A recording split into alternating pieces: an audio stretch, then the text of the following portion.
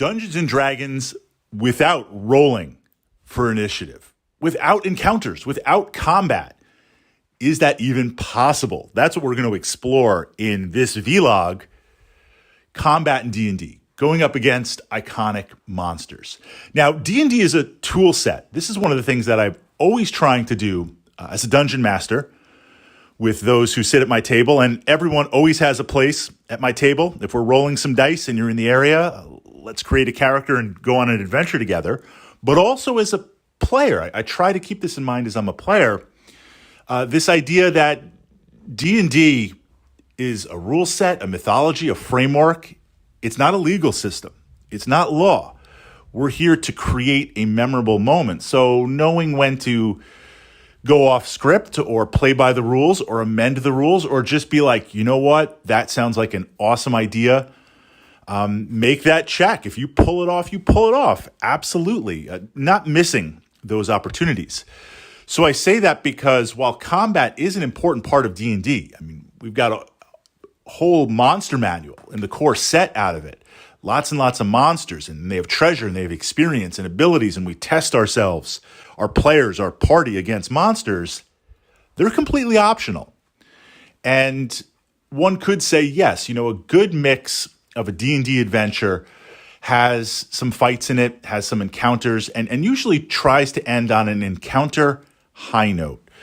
If I had to have a script, often if I'm writing an adventure for an evening, campaign in my mind is a bunch of adventures that link together that tell a larger story.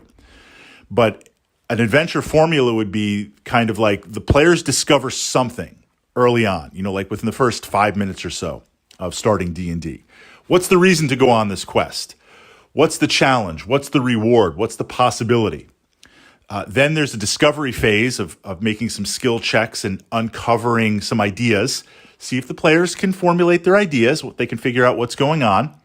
Then I'll throw a combat at them, roll for initiative, but it will be half challenge, half opportunity to figure out, again, building on what's going on, what's happening in the area, and maybe based on the monster type, how they fight.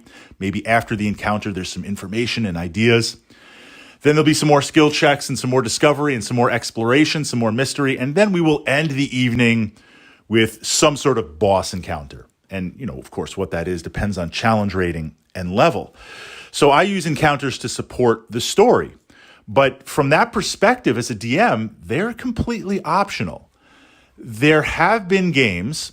Now I try to run a little bit of everything in all of my adventures that I'm playing. And most of my adventures are homebrew or stuff in that moment because I realize everyone enjoys different parts of D&D, depending on just where you are in the moment and what you want to experience. So what I want to do for each player is give you that part that you love about D&D. Immerse yourself in it. But at the same time, I want to give you those other parts that, not that you don't like skill checks or encounters, but I want to give you those other parts to challenge you and keep that mystery, keep that enthusiasm going. So there's going to be a large variety of different things for all types of players at my table. But that said, there are games where we don't fight a single monster. Now, I have to be careful of spoilers here.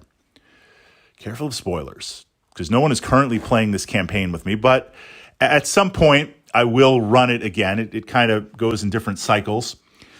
So part of the campaign that I run, it starts off, of course, and I'm going to kind of condense it. The players are at an inn.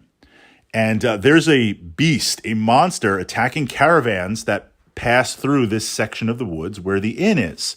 Various caravans up to Northgate City to kind of trade. Something's going on. So right away, the heroes, the adventurers, the parties, this is an opportunity for treasure. This is an opportunity for experience. This is an opportunity for mystery.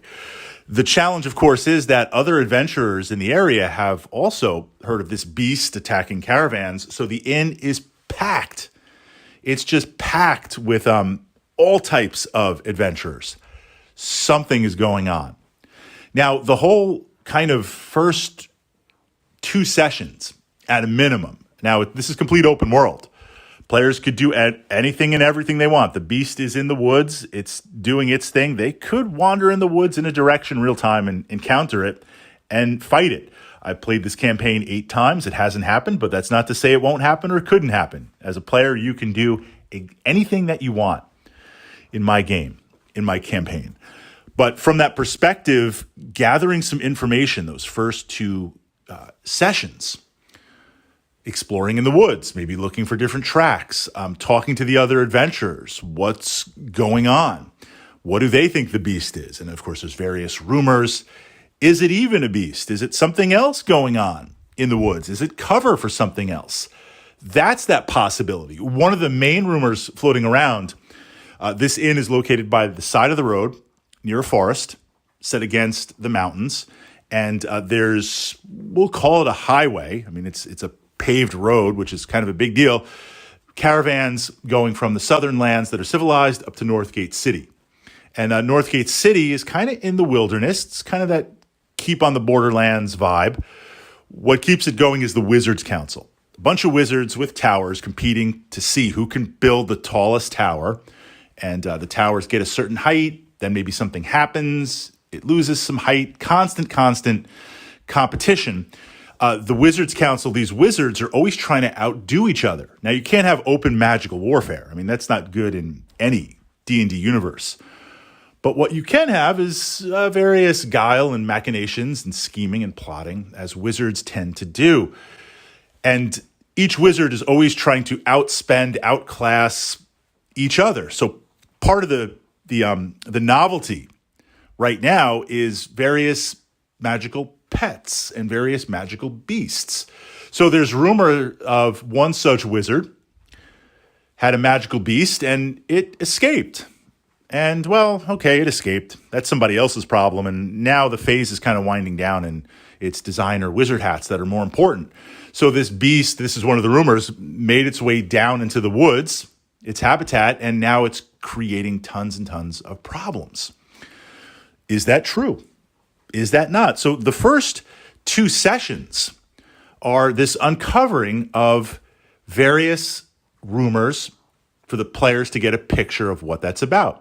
Okay, well, Fritz, maybe that sounds interesting, but I play a fighter, I play a barbarian, I want to roll some dice. If I'm not raging a couple of game turns, what am I going to do, right? You're talking about everyone can play at the table and experience that. Well, like, if there's no combat, I'm just hanging out.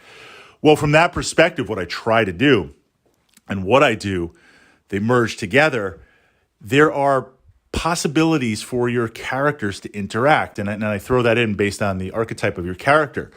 So one of them, if there's a barbarian or a fighter, okay, you've got a high strength, you're looking for combat, you're looking to roll initiative to see what happens. There's a group of adventurers in the inn, kind of monster hunters, beast hunters. They've got nets and grappling hooks and traps. They'll challenge the fighter. Right? They'll challenge them to an arm wrestling contest or they'll challenge them to kind of talk them down and have a wager. So we'll roll for initiative for that arm wrestling contest and you can rage out and see what happens. If you win, maybe that gets you some information. If you win, maybe that creates an enemy now, an opposing party coming after you. Looking at those various areas. And of course, the rogue is making skill checks. The bard is singing songs and gathering info.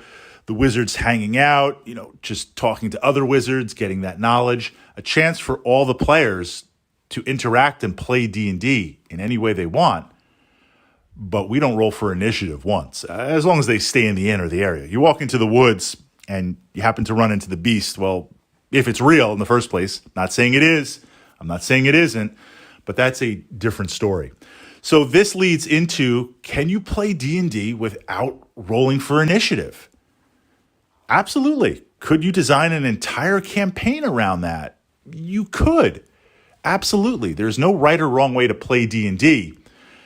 That's what I want to challenge you. And that's what I hope to challenge you as both a player and as a DM. We've got this fantastic rule set. We've got this, at this point, this fantastic culture and mythology called D&D for our age.